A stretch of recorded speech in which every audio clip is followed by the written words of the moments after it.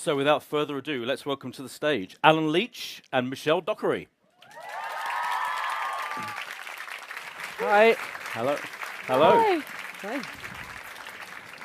Wow. Yeah, it's pretty exciting, isn't it? Yeah. Yeah. Yeah. Hi. Alan's done this before. He's an old hand. Oh, yeah. At this Apple Store Every weekend. event. Yeah, he's here all the time. I have one of these in my house. Yeah. Welcome back. But Michelle, this is your first. I think this is your Yeah, first. it's my first. Are you excited? You're Yeah. Yeah? You're just going to show off, aren't you?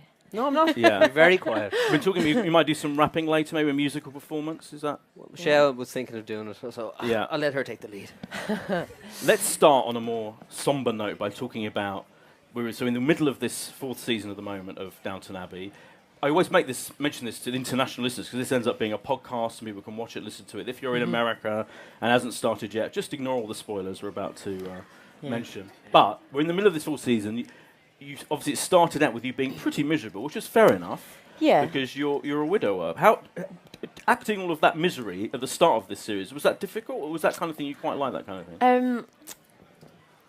Yeah, I mean, it was a different challenge this time because, playing all that kind of darker side of the character again was, it felt like I had to kind of focus a little bit harder than maybe I did last year. But she's very quickly kind of,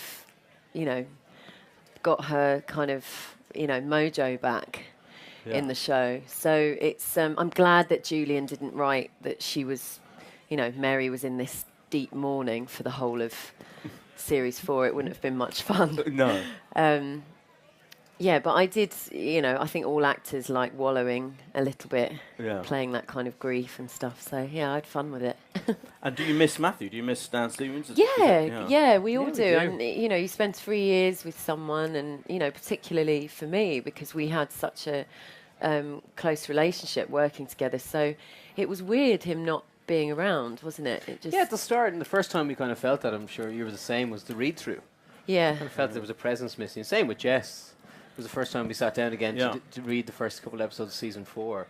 And there were 2 people that started the show and then weren't there anymore. So Yeah. there was that kind of hanging around the room a bit. I'm also glad that, Julian didn't write that Mary was depressed for the whole series. Because you find Branson going, where's Mary? I'm avoiding that corridor. I'll see you later. Yeah. A nightmare to be around. Yeah. Yeah. Well, here she is for dinner. Oh, God. There she goes again. Yeah, Morticia Adams. Yeah. There she is. Because the two of you have got a lot in common, really, because you both suffered bereavements, and you both got babies to look after. Yeah. And I thought in last night's episode, there was a lovely scene where the two of you were hanging out with your babies in the room. And I think, are you doing more of that stuff together than that? Is that nice that the two of you are kind of bonding? It's lovely for us because Alan and I didn't do that many scenes together, more towards the end of series 3. So, it's been really good to play those scenes, hasn't it? Yeah, and it's been nice how those 2 characters have come together, to remind people that the end of the second series, Mary was not Branson's biggest fan and tried to stop Sybil from running away with him. And then the fact that they've become very, very close friends, given the fact that they've gone through a very similar grief, I think is a lovely storyline and opens up both characters to see in a world that otherwise they always kind of shunned away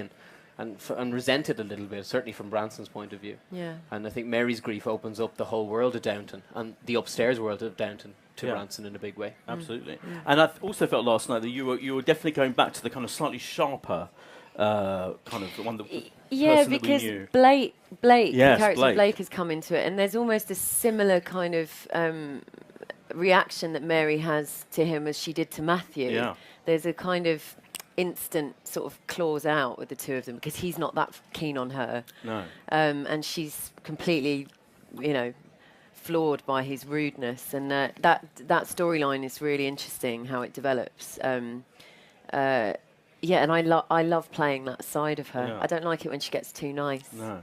Good. Blake seems to be some kind of socialist troublemaker, from what we can tell. He is a troublemaker. Yeah. Yeah. And he's a challenge, for Mary, and she loves that. Yeah. So you'll have to see. No, and she's not short of suitors either, is she? She's we've not, had Lord no. Gillingham's. Lucky me. Lucky you, very handsome. Your very handsome old friend, Lord Gillingham. Yeah, He's- Gillingham, Tom Cullen. Yeah. That's pretty exciting. to Yeah, have and it was great for us to have new actors in the show, and it's always lovely to welcome new people, and can be quite daunting, I think, because Downton's become this, huge thing. Yeah. So it's lovely to welcome new actors into the show, and and he hasn't disappeared, Gillingham. Good. He's still around. Yeah. Good. Yeah. You're obviously being mysterious. I'm not expecting you to reveal anything. Yes, you are. I'd like yes, yeah, if possible, give us an exclusive. But that's up to you. When you have got loads of new cast members this year, more I think than ever. Do you have like an initiation ceremony or something when they arrive? Do you do? We did for Lily, didn't we? When we all when she first was about to join us. Lily, who plays Lady Rose, we all heard that she'd arrived on set, so she was in her trailer, and we knocked on the trailer door, and there was about 10 or 15 of us, and so she opened the door, and we were all like, "Whoa!" And we all applauded her. Yeah, welcome. That's good. Including Maggie's. That's pretty daunting. Wow. Yeah. That's impressive. Yeah. So no pressure then when you arrive on set. No.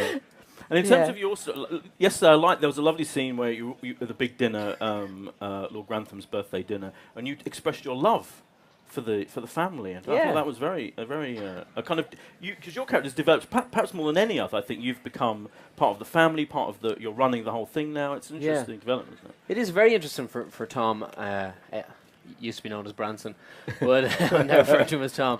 But really? Yeah. Well, right, yeah. He has made such a massive leap from where he started, and I think he does love the family now because ultimately they are his family and it is his home, and that's why the current decision that he has, in relation to can I make a life here, and whether they are truly who he can spend the rest of his life around is a big decision for him. And I think that was a very honest expression by Tom to say, I love them really, and I think that took a bit of it took a bit of effort to kind of say that. Yeah, clearly, yeah. But so it'll be interesting to see where Tom goes.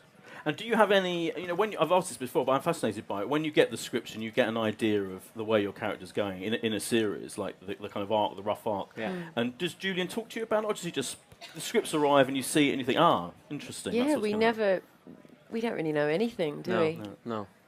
Because we get a number in advance, and then as you film, then you get the other ones come in and they come online as Julian finishes them all. And sometimes you do get a bit startled with what happens, and as I always say, you always get to the end of the script, see, haven't died, back into it, skip to the end. Oh, I'm alive. Yeah, exactly. Yeah, Branson found under new tractor. Civvy knife in hand. Yeah. That would be a great storyline. That would be great. Do you suggest your Civvy murders her father. Yeah. Don't be tempted. He'll watch this and go, I like it. You ever tempted to email him, go, have you ever thought of doing this with Tom or that? I think he's done such an amazing job of writing. Why would you try and get involved in something that obviously is so successful? I don't think. Mine would probably come in. I'd scan them in crayon. I just did a drawing for you. Yeah, fair enough. I have to ask you about every year. There's like a big controversial moment, but this year probably more than ever, the Anna storyline particularly, I think, has been controversial. What did you both think of that, and what did you think of the controversy surrounding it? People.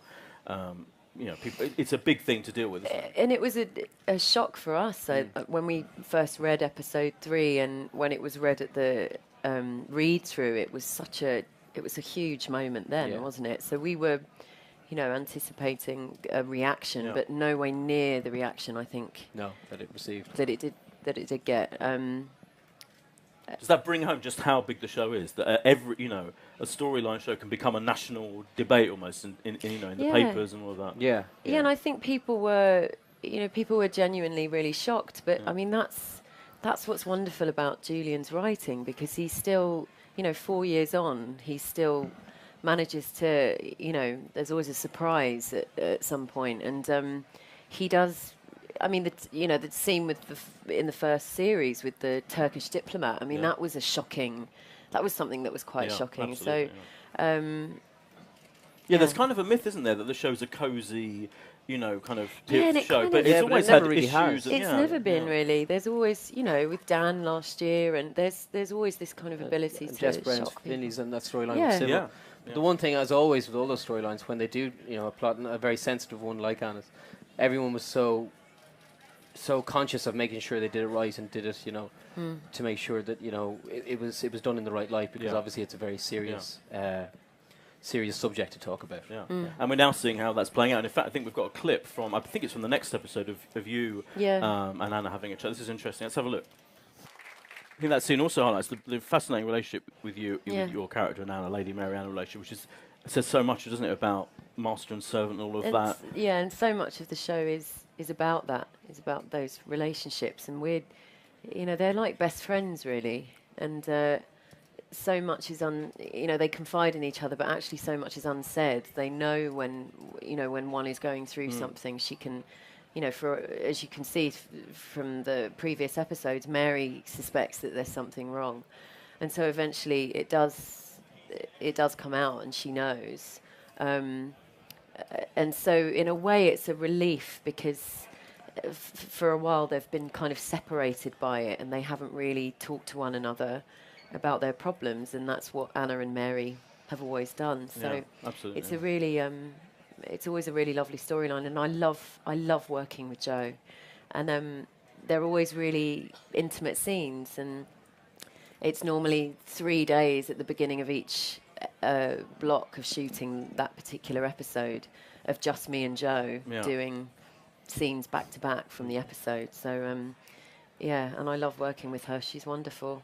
Yeah. And it's interesting to know, because a lot of people talk about the lack of good roles for women in drama and TV drama, but Downton's full of them. Downton's I don't think there's a lack anymore. I think, I mean, Homeland and Mad Men. I mean, I think it's a really, wonderful time for women. I think there's such fantastic roles being written. And Julian tends to he writes really well for women and writes well for sisters too. There was something, so brilliant about that relationship between, with Jess as well as Edith and Mary, Sybil. He writes really well for ladies. Yeah. Alan, do you have a favourite cast members that you get to do scenes with, or is that slightly unfair to ask? Well, no, it's not. I mean, like Michelle would know, some of my favourite stuff has been with you. Thank God you said that. And Rob James Collier, but that's mainly because we get up to mischief in between takes. Yes. But every member of the cast is so lovely to work with, and I think it comes from, especially coming from a point where I joined it quite late in series 1, and then it taken off. You can tell everyone just loves doing this show, and because of that, I think everyone keeps raising their game, because the one thing we don't want to upset are the people who watch it. So we work very hard to make sure that happens. So when you go into there, any scene you have, no matter who it is, be it a new character or someone that you've known for many years, that everyone's going to just knock it out of the park. Yeah. And you talked about what you and Rob get up to between takes. Do you still have a lot of fun making the show? Generally, a lot. Oh yeah. Rob recently, a new director came in. He hadn't worked with them yet, and he decided had to leave the scene, and he pretended to do a pratfall, fell on the ground, but it was quite a serious scene. He wasn't aware of this, and he just got up and went, "Won't try that again, okay?" And he left the room. Really didn't think it worked, but we found that hilarious that it didn't work. And then he walked back in. So, all that kind of stuff still happens. Yeah, and you need it in such a long shoot. We shoot for 8 months, so you need to be able to laugh. Yeah, and by the end of a long day after doing those dinner scenes, which take a long time, they take a day to do. By the end, we're all going a bit mad, aren't we? So hi. Oh yeah. So because you have to do everything, those dinner scenes, every character has their little close-ups. Yeah, and you do a 2-shot and then a single in each character, and you work your way around the table. Right. So that one that we saw last night, say for the birthday dinner. Oh yeah. That's how long would that have taken? I think that was all day, bar the tiny bit at the end when we walked out. Right. Yeah. That was the whole scene, not including the band, just our reactions. And then in terms of the eating, how does that work? Do you have to keep eating the same food all the time? I think every actor is very cautious of, how much they eat, because once you take a mouthful, that's it. You've got, you're sort of stuck to it, aren't you? The breakfast scenes are the best, though, because then you normally do come in, then you shoot them at breakfast, so you don't have breakfast, and the lady who cooks the food is amazing. Yeah. So you sit there and you're like, yes! But you do the big shot, which is the wide, and you're there munching away. Wait. Sorry, what was that? Oh, Robert. Yeah, and then they go, okay, now don't forget, Alan, you ate basically everything on the plate. And you're like, I'm stuffed now. I don't want it. And they're like, you have to, because it has to match everything. So the continuity of eating. Wow. Continuity of eating, and suddenly you've had 9 breakfasts. And Go back to the trailer and have a cry. We've got a very nice clip coming up of you from next week's episode. This is a fantastic clip of you bonding with a legend. Let's have a look. Okay. See me rolling. They hate him. You love that car, don't you? I do love that car. So how does that work? Do you have to drive that car? Is that you in the long shot? Well, that one, it is. Yeah. The whole day, myself and Penelope sat in that car to the point that the engine, it's a very old car, it's not meant to be driven for 8 hours. She was like, I do like your driving, but I think my feet are melting because the exhaust comes out directly at your feet. And so by the end, the two of us, literally, we were very, very overheated. Wow. But they also said, Alan doesn't need a low loader. So I had to drive behind this big, massive rig, and they have cameras a bit like that in front of us, all put up on us. They're just like, if you don't mind just keeping it at about 15 miles an hour, Alan. I'm like, yeah. This thing doesn't have a speedometer. So, I'm saying, if I get too close, you'll know. I'm going over 15 miles an hour. Yeah. It's fun. Wow, that's good. I like your Penelope Wilton impression, by the way. Thanks. Yeah, it's very like my Julian, my Maggie, my Dan Stevens. Have you done it to her face? Does she know that your Penelope Wilton impression? No, just checking. No. Oh, okay. No. Oh, fine. Okay. So she's getting you all politicized again. Is this a new route that's going to happen? I think you're riled up. I think Branson, as I said from the start, Series 4 is about a transition for him and trying to find his feet again. And I think politics may be something that he can get back involved with. There you go. Okay, interesting. His first love. Yeah, absolutely. No, not Jess. I mean politics. And she's not coming back. Branson hasn't had much.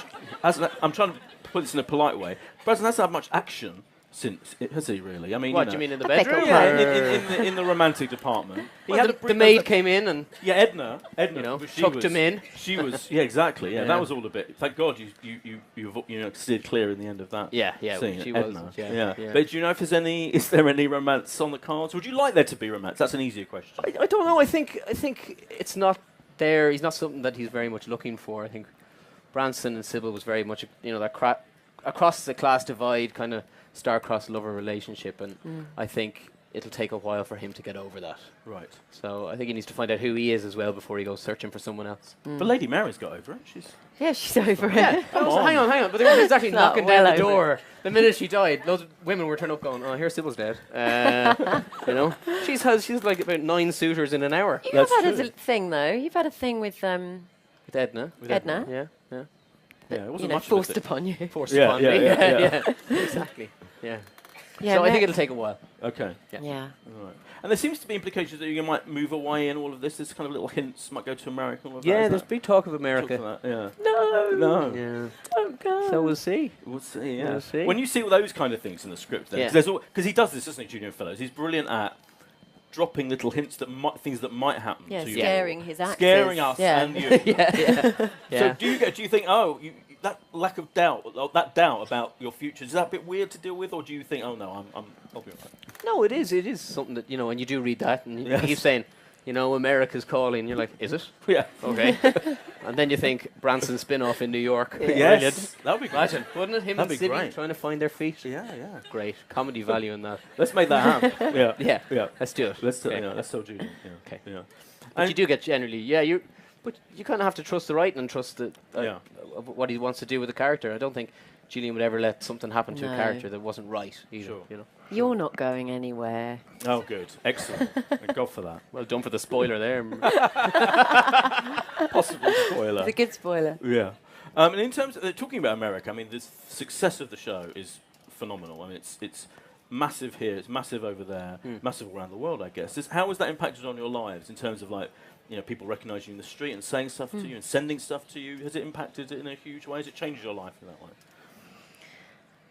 Yeah, I mean, it's amazing, and we do.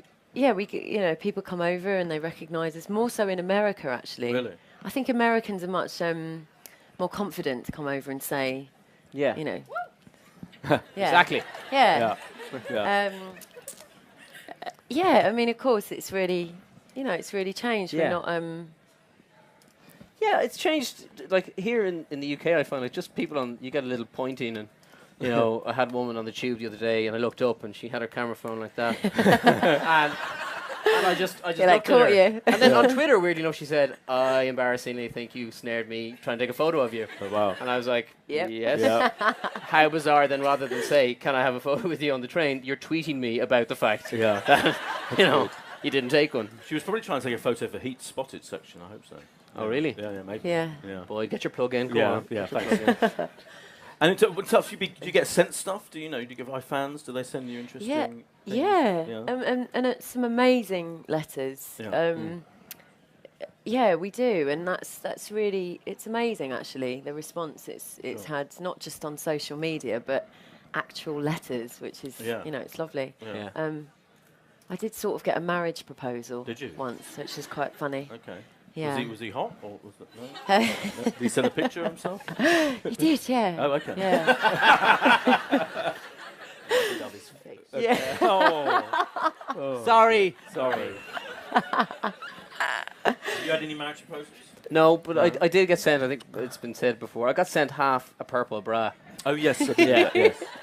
Yeah. And as I say, I'm still trying to find that one unsupported woman. Yeah. Like a locket. Yeah. Yeah. Carry it around with me. Yeah. That was me actually. Oh, really? Yeah. Oh. I'm such a fan, Alan. Circle's complete.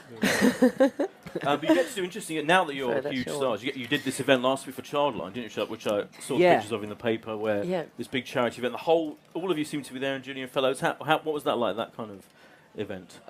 It was great. It was really brilliant, and they did a cabaret, and Michelle was incredible in that, and myself and Rob were lucky enough to host it, and it was just so lovely to be back in a room with everyone in the cast, because it's very rare you get that opportunity to get in a room, and then to do it for such a special cause as well, like Childline, was really, really, really wonderful. So what did you and Rob get up to as hosts of They could run rings round Ant and Dec, I have Really? to say. Well, that's what we saw They were ourselves brilliant. as, an Edwardian Ant and Dec. Oh, fantastic. Yeah. This could be a new future for you. It could, Yeah. if the acting work dries up, or Julian Not that kills it will. me under a tractor. Yeah. That's what you'd be doing. Yeah. Yeah. And I've seen you're always pictured in the papers in going to fashion shows. So the Paris Fashion Week on the front row with Lena Dunham. Yeah. I mean, she's a fan, isn't she? Yeah, she is, and and I'm such a fan of hers, and it was brilliant meeting her. Yeah. Yeah. Is there going to be a girls Downton crossover? Can we I hope look so. forward to Yeah, why not? that would be literally the greatest thing ever. That would be. That's a fan. Yeah, If you can girls make- and ladies. Yeah, that would be incredible. Yeah. Absolutely. Before my final question, remember you were thinking of anything you've got, and then we've got some Twitter questions as well from the official Downton Twitter feed to ask. But my final question is: can you tell us anything about the Christmas special? Because of course last year wasn't even set at Christmas. Do we need even that much? Anything you can say? Well, Paul Giamatti plays Harold. Harold. Yeah. And Shirley MacLaine's back. What else is going on? The Christmas special is it's quite a number. Is it? Yeah. Yeah. It's Okay. going to be a really special episode. Okay. Yeah. Looking to see what Not- we can say. Yeah. Nothing. Yeah. Testing you. Yeah. Yeah. Oh, that's it. Yeah, Yeah, Not- but not Paul just a little Giamatti was amazing. And Yeah, I having mean, him he and is Shirley brilliant. there, right. and just he was. And I asked like, Paul, what brings you? He's like, are you for real? I love this show. That is a brilliant Giamatti. Thanks. He does everyone. Yeah, but he was great. And We took him on a night out in Oh. Reading, Wow. which was which was interesting. I don't think. Yeah, he was like, where are we going? And we're like, see what's open. Okay. And we arrived at the door of this place called Q Bar. It was a which is student student bar. Do you know it? Oh. It's like I go there all it was the the time. only place we found that was open at that hour. And they wouldn't let us in as a group. Oh my god. And Paul, we all kind of went, oh, all right, come on, we better go. And Paul was like, no, do you know who these guys are? And you could see the bouncer was like, that's Paul Giamatti. So he's like, yeah, okay, yeah, come in. And then the whole night, loads of people just drunking at the bar, staring and going, what? Yeah. And looking at each other going, I've had too many drinks. But we had some night. Yeah. Some night. Next morning was interesting. That sounds. Yeah. That sounds. By the way, Thursday night Reading is strictly house in Kew. Strictly house. Yeah. Good to know. So after your Paul Giamatti impression, anyone else you can do? No. No. Come on. No, that's it. Honestly, Is that between last year and this year, you've had them all. You've had them all. I don't believe you. Okay. Maybe we'll. You maybe do we'll- me. You think Oh, you here we can go. do me. Sure. Yeah. Sure. Yeah. I know. And on the phone to my mum. Yeah. Sure, yeah. That is pretty good. Actually. That's Yeah. impressive. If anyone wants to try and get any more Alan to do any more impressions, feel free. Do you pay me? Yeah. So let's go to you guys for some questions. Yes, lady right in the front in the middle. Hi. Hi. Hello. Can you both do Maggie Smith impressions? Ah. Not really, no. No. Well, she once said to me, I had like a cold. It was like a cold going round or flu going round, and so this is my best impression. So, if I can, she said, "Darling, I hear you have a cold," and I said, "Yes, I do." And she said, "How do you feel?" I said, "I'm all right, Maggie, but I feel I feel a bit, a bit snivelly, but I feel all right in myself." And she said, "Well, who else did you have in mind?" That's It's classic. not Maggie. pretty. Yeah. It's more her, an Very anecdote. good. But No, I'm not doing Maggie. No, you're not doing that. No. I'd be afraid that she'll she'll discover the iPad and she'll be like, Okay. "Who the hell does he think he is?" Don't fucking sound like that. see, it's better. Yeah. No.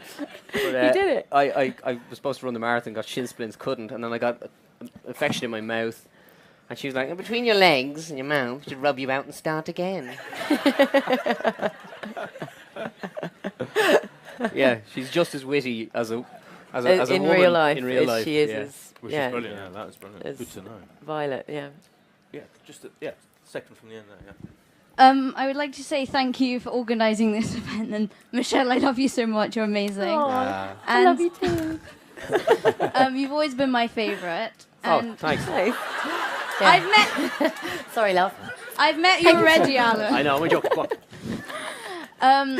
My question is for both of you. Obviously, Michelle, you also do singing, and was your passion always for acting when you were small?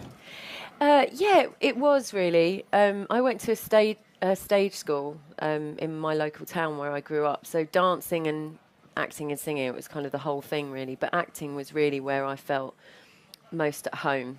So yeah, I knew from quite a young age, about your age, that I wanted to do it. Yeah. Yeah.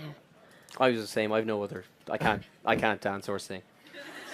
Oh yes, you can. Well, we know you can. We know you can sing. Really. Yeah. He's got some moves. No boy. He did no. in Reading. Yeah.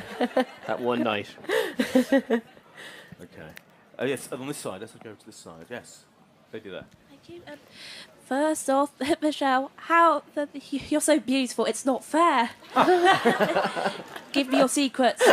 Now, my question is for both of you: if you could hang out with any characters from Downton Abbey, yours excluded, who would it be and why? Question. Yeah. That's a very good question. Yeah. Oh, you want me to start? Okay. Who would I hang out with? I'd love to hang out with, just to see a day in the life of Carson. I want to see what he actually does when he's not just there being grumpy, and see exactly where he goes and what he does. I'd love to see him, and I'd like to hang out with him. And you have to go with the baddies. You'd have to hang out with O'Brien. You really would, and Thomas. Yeah. Mine would Yeah. be Thomas, I Yeah. think. Yeah. Yeah. See what he was getting up to. Yeah. Well, he was opening, according to Rob, he's actually secretly opened the first Edwardian gay bar. Oh yeah. So he's like, that's why he's not around. He's very busy. I wonder where he was. Yeah. Oh, good. Good to know. Yeah. Thank you. A lady there, right on this side. There we go. Hi, just a quick question from an American friend of mine. Alan, do you prefer acting with upstairs or downstairs? Oh, good question. It's very, very different, but I love them both. I couldn't pick one. It's a joy, to have been allowed to done both, and I'd have to say I love them equally. Like Robert said about his daughters. Oh yeah. Good reasoning out. Thank you. That was quite Yeah. good. I Good like that tie-in. answer. Yeah. I'm very impressed. I'm saying nothing else now.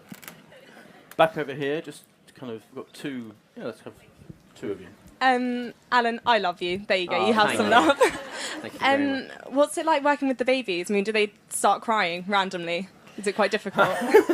It's funny that's Yeah, that scene last night. yeah. Yeah. Do you- Well, we that scene last night where Penelope sits down with us and we discuss kind of our past loves, and she has that lovely line of "Aren't we the lucky ones?" And that scene originally had Was us with the feeding. children. We were feeding the children, and we could not stop them crying. They could not stop them crying.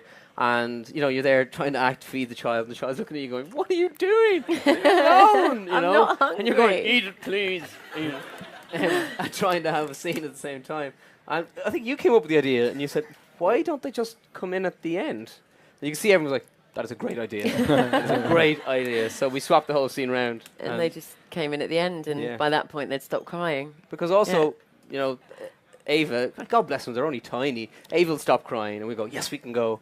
And then Logan or Cole, the two, Will start crying, he'll start yeah. crying. So they're basically not very professional. Yeah. But method, though, quite method acting. Very Quite method. method, yeah. Oh, yeah, and your lady next to you. Hi. Oh. Sorry. There we go. Hi. I know you can't really reveal much, but especially with that episode last night together, do Mary and Tom, does their relationship develop a lot through this series in particular? It's what we all want, isn't it? It is, isn't it? It Yeah. seems to be every. I think yeah, I, everyone seems wants to, that. yeah. Yeah, I was going to, yeah.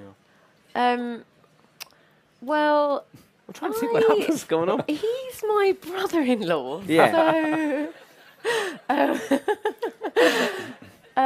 don't know. I mean, we don't really. Who knows what Gillian could write? But Yeah. Bear in mind, Mary really didn't want Branson in the house, yeah. So, but they've become friends, and I think you will see that friendship continue. And I'm just remembering some scenes coming up. But they've become quite close. Yeah. Yeah.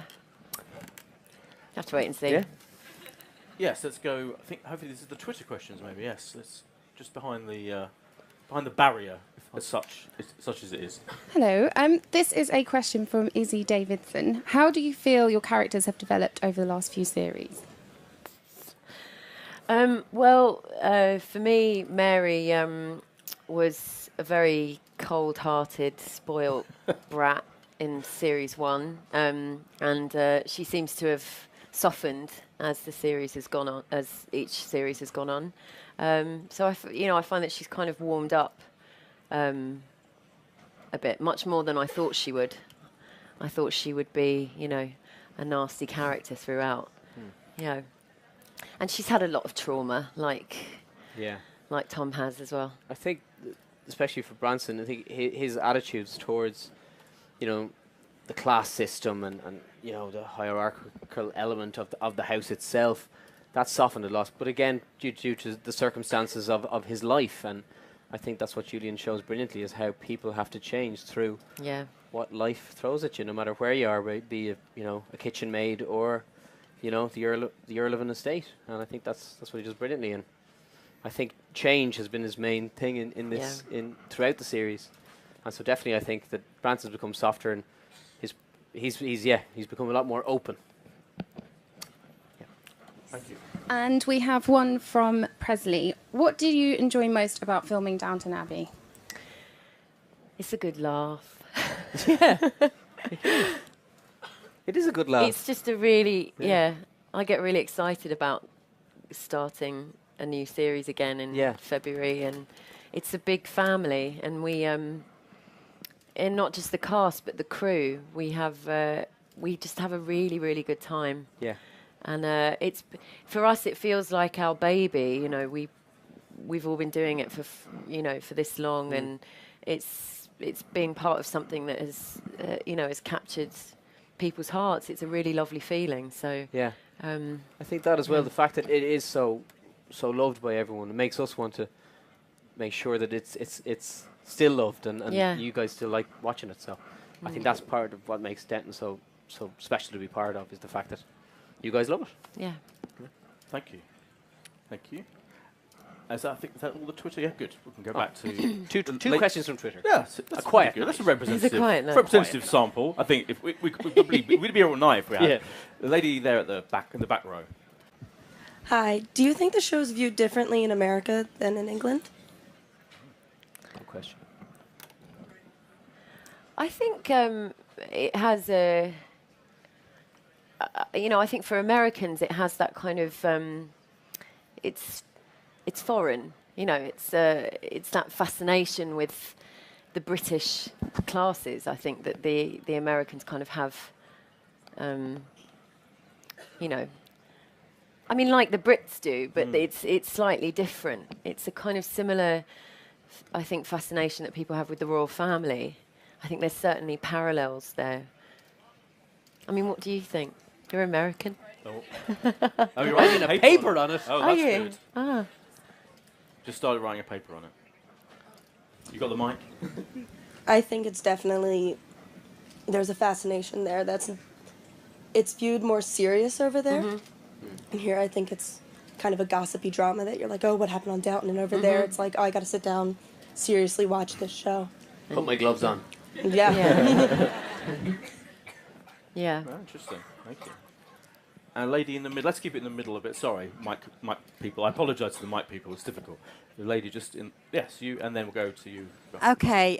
So thank you for being here. And I'm an American living in London, and I love the show. Thank you. But my question is, when you're filming in Highclere, which we visited before, do you really feel like you're at home when you're filming there? Because it's like home when we're watching it. Oh, That's lovely.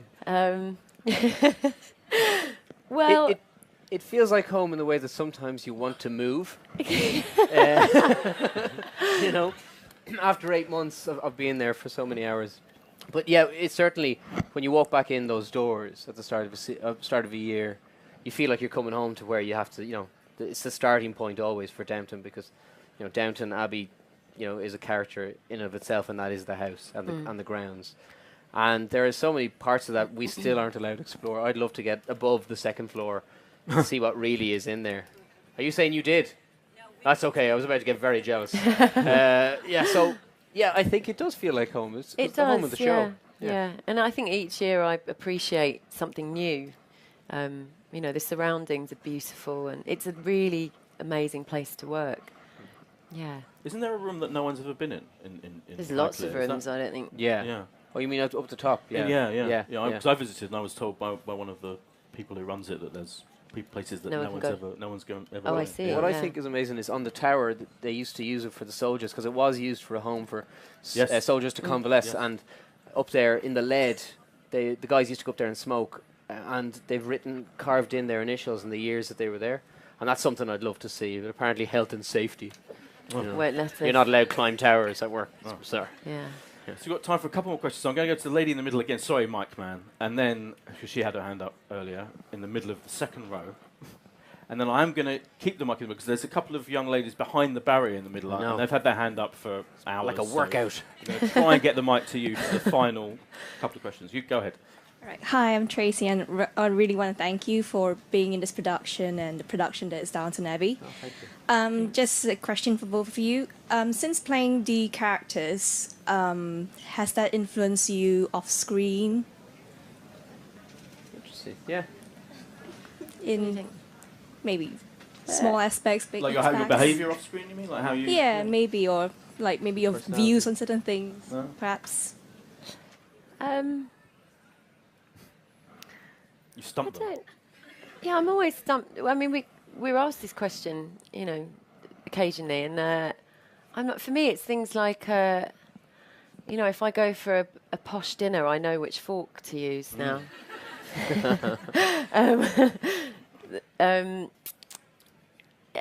Yeah, and I mean, you know, we've gone through a really, you know, fascinating part of history, you know, from the Edwardian period to the 20s.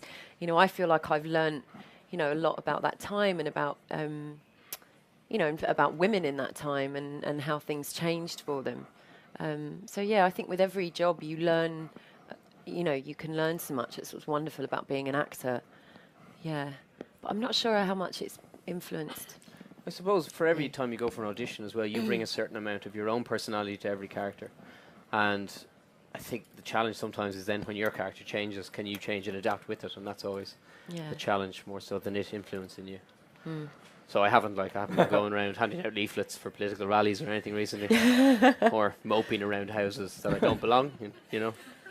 Still time. It's called burglary. There's time, yeah. So if you could hand the mic to, there's a lovely Apple man just behind you, and he's going to. So let's go to just this lady right next to you there, who's had her finger up. Yeah, there you go. Thank you. My question's for Alan. Conas the Táú. Tá mé go mar. Agus tú féin? Carclór. Carclór. Oh, there's a bit of Irish there. It's all Irish. Can you translate? Yeah, she asked how I was. I said, I'm very well. And how are you? And she says, how I'm are grand. you? Yeah, how are you? Yeah. Is there many Irish people on set? Well, there's me. Is there any other Irish? There is a Caroline McCall who designed the costumes. Is Irish for third series and third series and the fourth series. Yeah. Yeah. So she's from the north. So she's always there going, oh my God, I'm in a tizzy. I don't know what to put you in now. So she's there. Is there a couple? Who else? Who else? I'm half Irish. Dockery. Sort of. Who else? But apart from that, I'm trying to think. Brendan Coyle. Oh yeah, Brendan. Yeah. So there's a couple of Irish there. Yeah. No. Thank you. And right next to Filter out. lovely lady with the iPad. What's your favourite part about being in a period drama, like the clothes or the cars or which? Yeah, the clothes are amazing. I love wearing the clothes and the tiaras and the cars are I'm always really fascinated by the cars in the show. Yeah, myself and Michelle had a great day where we had to drive around in the car basically all day. So that was a bit of a laugh as well. Yeah, and we were on set in the driveway, and we did this scene where we said something in the car, and then Alan drove off, and so they filmed us driving off. And then if we kept going, which Alan did because he loves driving the car, we kept going. We reached base where the trailers are and the catering buses. Makeup so it's like we'd literally gone from 1922 to 2013. So we were going, hello, we've arrived from 1922. And all the drivers and everything were just standing there. We were pretending that we literally time travelled. It was great. We've arrived. What do you call that? Yeah. So yeah, all of it. Thank you. And finally, the lady right next to you. Let's do all three of you from that bit back. First of all, I don't know if Alan will remember this, but last year I did request loads of impressions from you, and you were slightly reluctant, but this year I didn't even have to ask. Great. Yeah, it was great. My question is, considering the time period of the 1920s, which this series is set in, it's quite an influential time period. Your historical advisor, Alistair Bruce, I wondered whether he said anything to either of you about what you could take to your scenes for specifically this series. Well, I remember him saying at the read-through, he always does a kind of introduction to the next series, which is always really useful for us. And for this series, there's a real sense of, a kind of a new era. And that the war is, finally over, and that the kind of the party's on again, and so people are, characters are more confident to kind of embrace that, and so there is a real sense of celebration in series 4. I think people are embracing the 20s. Yeah. And that freedom for a lot of characters as well, such as you see Edith's character, and the fact that going to dinner alone with the man at the time would have been, it was at that cusp where some people who had been sitting in that restaurant might have gone, have you just seen that? Whereas others would have gone, that's normal, or that's great to see. So it really is a period of transition in relation to the etiquette, which is something that Alistair, considers so important. But obviously, back at Downton, you have people like Carson who's going to make sure that nothing ever changes. Yeah. Ever. If Carson was around, they'd still be sitting there. The gong would go. People be on their iPads. Oh no, I have to go get changed. Brilliant. Thank you. That's a brilliant question. But unfortunately, those are all we've got time for. Sorry to all the people at the back I couldn't get to. But thank you all for some brilliant questions. And thank you to these two fantastic stars, Alan Leech and Michelle Dockery. Thank you. Thank you. Thank you. So without further ado, let's welcome to the stage Alan Leech and Michelle Dockery. Hi. Hello. Hello. Hi. Hi. Wow. Yeah. It's pretty exciting, isn't it? Yeah. Yeah. Alan's done this before. He's an old hand at this Apple Store every weekend event. Yeah, he's here all the time. I have one of these in my house. Yeah, welcome back. But Michelle, this is your first. I think this is your first. It's my first. Excited? Yeah. You're just going to show off, aren't you? No, I'm not. Yeah. You're very quiet. We're talking. You might do some rapping later, maybe a musical performance. Is that? Well, Michelle was thinking of doing it, so Yeah. I'll let her take the lead. Let's start on a more somber note by talking about so in the middle of this 4th season at the moment of Downton Abbey. I always mention this to international listeners because this ends up being a podcast and people can watch it, listen to it. If you're in America and hasn't started yet, just ignore all the spoilers we're about to mention. But we're in the middle of this 4th season. You obviously it started out with you being pretty miserable, which is fair enough. Yeah. Because you're a widower. How acting all of that misery at the start of this series, was that difficult, or was that kind of thing you quite like, that kind of thing? Yeah, I mean it was a different challenge this time because playing all that kind of darker side of the character again was it felt like I had to kind of focus a little bit harder than maybe I did last year. But she's very quickly kind of got her kind of mojo back in the show. So it's I'm glad that Julian didn't write that she was Mary was in this deep mourning for the whole of series 4. It wouldn't have been much fun. No. Yeah, but I did, I think all actors like wallowing a little bit, playing that kind of grief and stuff. So, yeah, I had fun with it. And do you miss Matthew? Do you miss Dan Stevens? Yeah, we all do. And, you spend 3 years with someone and, particularly series 3. So, it's been really good to play those scenes, hasn't it? Yeah, and it's been nice how those two characters have come together, to remind people that the end of the 2nd series, Mary was not Branson's biggest fan and tried to stop Sybil from running away with him. And then the fact that they've become very, very close friends, given the fact that they've gone through a very similar grief, I think is a lovely storyline and opens up both characters to see in a world that otherwise they always kind of shunned away and resented a little bit, certainly from Branson's point of view. Yeah. And I think Mary's grief opens up the whole world of Downton and the upstairs world of Downton to Branson in a big way. Absolutely. And I also felt last night that you were definitely going back to the kind of slightly sharper kind of the one that because Blake, the character of Blake has come into it, and there's almost a similar kind of reaction that Mary has to him as she did to Matthew. Yeah. There's a kind of instant sort of claws out with the two of them because he's not that keen on her. No. For me, because we had such a close relationship working together, so it was weird him not being around, wasn't it? At the start, and the first time we kind of felt that, I'm sure you were the same, was the read-through. Yeah. I kind of felt there was a presence missing. Same with Jess.